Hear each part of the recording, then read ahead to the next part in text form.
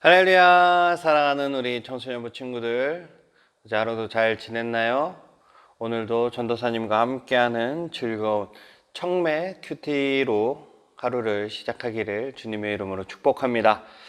자, 오늘 8일 본문은 창세기 41장 37절에서 57절까지의 말씀입니다.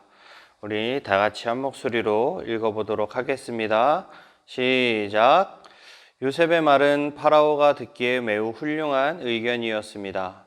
파라오의 모든 신하들도 같은 생각이었습니다.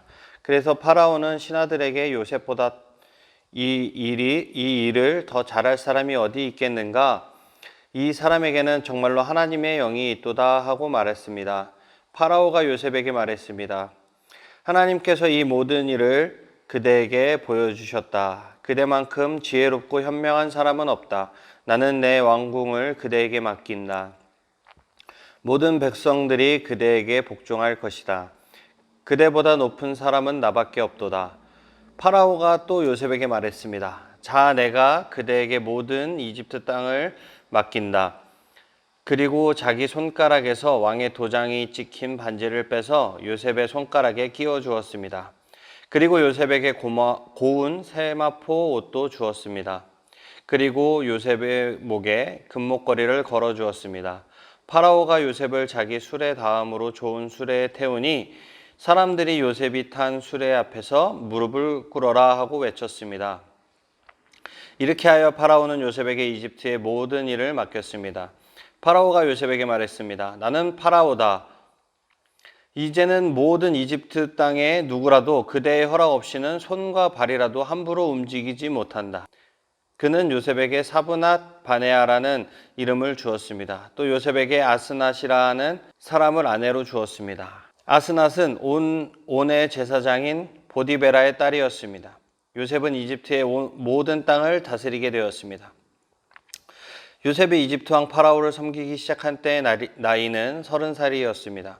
요셉은 이집트 왕 파라오 앞에서 물러나 이집트의 모든 땅을 두루 돌아다녔습니다. 풍년이 든 7년 동안에는 땅의 작물들이 잘 자라났습니다. 요셉은 풍년이 든 7년 동안에 이집트에서 자라난 모든 식물을 거두어 들였습니다. 요셉은 그 식물을 각 성에 쌓아두었습니다. 요셉은 모든 성마다 그 성 근처의 밭에서 자라난 식물을 쌓아두었습니다. 요셉은 바다의 모래와 같이 많은 곡식을 쌓아두었습니다. 쌓아둔 곡식이 너무 많아서 다 셀 수가 없을 정도였습니다. 요셉의 아내는 온의 제사장 보디베라의 딸 아스낫이었습니다. 가뭄이 시작되기 전에 요셉과 아스낫은 두 아들을 낳았습니다. 요셉은 첫째 아들의 이름을 므낫세라 짓고 하나님께서 나의 모든 고통과 내 아버지의 집 생각을 잊게 해 주셨다라고 말했습니다. 요셉은 둘째 아들의 이름을 에브라임이라 짓고 하나님께서 내가 고통받던 이 땅에서 나에게 자녀를 주셨다 하고 말했습니다. 이집트 땅에 7년 동안의 풍년이 다 끝났습니다. 그리고 나서 요셉이 말한 대로 7년 동안의 가뭄이 시작되었습니다. 모든 땅의 백성들에게 먹을 것이 없었습니다. 하지만 이집트에는 먹을 것이 있었습니다. 모든 이집트 땅의 가뭄이 심해지자 백성들이 파라오에게 먹을 것을 달라고 부르짖었습니다. 그러자 파라오가 모든 이집트 백성에게 요셉에게 가거라, 요셉이 하라는 대로 하여라 하고 말했습니다. 어디를 가도 가뭄이 들지 않은 곳이 없었습니다. 그래서 요셉은 창고를 열어서 이집트 백성들에게 곡식을 팔았습니다. 왜냐하면 이집트 땅에도 가뭄이 심했기 때문입니다. 모든 땅의 백성들이 곡식을 사기 위해 이집트의 요셉에게로 왔습니다. 온 세계에 심한 가뭄이 들었기 때문입니다. 아멘. 오늘의 제목은 파격 발탁이라는 제목으로 시작을 하고 있습니다. 요셉이 꿈을 해석하여 미래를 밝혀내자 이집트 왕은 그 자리에서 곧바로 요셉을 총리로 임명하여 이집트에 닥쳐올 흉년에 대비하게 됩니다. 파격 발탁입니다. 고속승진이죠. 이해하기. 요셉이 이집트 왕의 꿈을 해석하여 미래를 내다보고 흉년에 대한 대비책까지 제시하자 요셉에게 하나님의 영이 함께하고 있음을 확신한 이집트 왕은 그를 국무총리로 임명하여 대비책을 직접 실행에 옮기도록 지시합니다. 뭐가 있음을 확인했죠? 확신했죠? 하나님의 영이 있음을 확신합니다. 여러분들도 세상 가운데 저 사람은 정말 교회 다니는 사람 맞아. 저 친구는 정말 하나님과 함께하는 사람이 맞아. 교회 다니는 친구가 맞아. 라고 이렇게 주변 사람들에게 확신받는 친구들이 되시기를 축복합니다. 그리고 왕은 자신의 결제 도장을 요셉에게 맡겨 왕의 모든 권한을 넘겨줍니다. 최고 권위를 상징하는 옷과 목걸이와 수레를 요셉에게 선물하고 자기 딸을 요셉과 결혼시킵니다. 대단하죠? 꿈 한번 해몽 제대로 해갖고 아내도 얻고, 그리고 이집트 최고의 권위를 상징하는 옷과 목걸이 그리고 수레를 받았습니다. 요즘 말로 치면 의전차, 자동차를 받은 거죠. 국산차 중에 뭐가 제일 좋죠? 제네시스, G90 같은 좋은 차를 받은 겁니다. 그래서 요셉은 이집트에서 고통을 잊고 새로운 가족을 얻었다라는 뜻으로 두 아들의 이름을 므낫세, 잊었다라는 거죠. 그리고 에브라임, 열매 맺었다라고 지었습니다. 하지만 이 이름들 속에는 고향과 가족을 향한 그리움이 담겨져 있어요. 7년 동안 풍년이 들자 요셉은 곡식들을 국가 차원에서 걷어들입니다. 다 사들였죠. 그리고 이제 7년 동안의 가뭄이 들자 요셉은 창고를 열어서 굶주린 백성들에게 곡식을 판매합니다. 물론 돈을 주고 판매를 하죠. 나중에는 돈을 주고 판매를 하고, 그 다음에는 가축들, 그 다음에는 땅, 그 다음에는 모든 이집트 백성들이 노예로, 이제 노예라는 표현을 쓰지만 확실하게 얘기하면은 이제 다 애굽의 노예가 되는, 그러니까 바로의 노예가 되는 그런 상황을 만듭니다.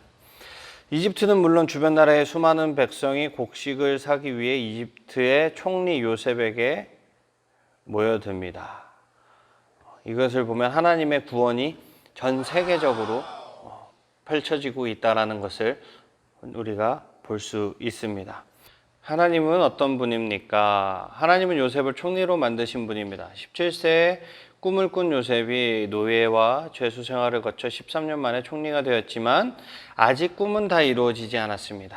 하나님이 주신 꿈은 요셉의 출세가 아니라 가족의 화해와 구원이기 때문입니다.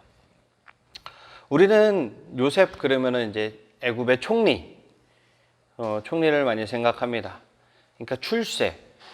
요셉의 그 마지막 출세 때문에 나는 요셉처럼 되고 싶습니다. 아니면 부모님들이 자녀의 이름을 요셉처럼 되라고 요셉이라고 이름을 많이 지어요. 하지만 정말 요셉의 걸어온 길을, 요셉의 삶을 처음부터 태어나서부터 이렇게 쭉 보자 그러면 결코 쉬운 길은 아닙니다. 요셉은 17살, 여러분들 나이에 형들에게 배신당해서 애굽의 종으로, 보디발의 종으로 팔려갑니다.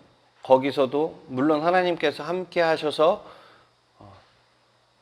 그 보디발 집의 가정 총무의 역할을 맡지만, 여러분들 생각해 보세요. 갑자기 형들이 나를 팔아넘겼어. 그리고 아무도 모르는 곳에 가서 종생활, 노예 생활을 한다고 생각을 해 보십시오. 그리고 거기서도 누명을 써서 감옥에 갇히게 되고, 물론 감옥에서도 하나님께서 함께 하셔서 죄수장이 되지만 얼마나 억울하겠습니까? 그리고선 떡간원장과 술관원장의 그 꿈을 해석해주고 나가서 바로에게 내 억울함을 좀 알려달라고 얘기를 하지만 또 잊어버립니다. 그리고 나서 지금 이 상황이 온 거죠. 요셉의 출세만 생각하고 요셉의 이루어 놓은 이 업적만 생각하고서 나 요셉처럼 될래요? 무서운 말입니다. 하지만 요셉처럼 꿈꾸고 그리고 하나님께서 함께 하심을 드러내는 드러내는 여러분들이 되시기를 주님의 이름으로 축복합니다. 그리고 여기서 얘기하는 것처럼 출세가 아니라 가족의 화해와 구원, 가족의 구원의 목적이 하나님의 목적이 있다라는 것을 여러분들 잘 생각을 해보시기 바랍니다.